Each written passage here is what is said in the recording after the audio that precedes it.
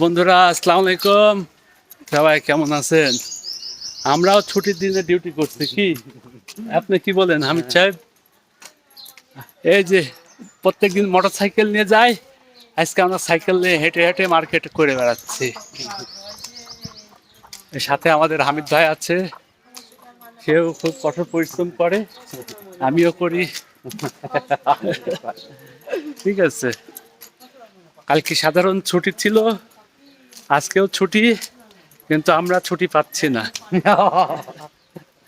এই দুঃখ রাখবো কোথায়?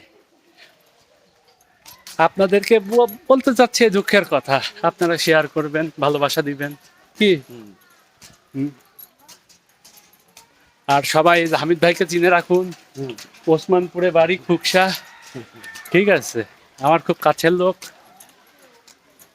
দেখি কতদিন তার সাথে থাকতে পারি, দোয়া রাখবেন।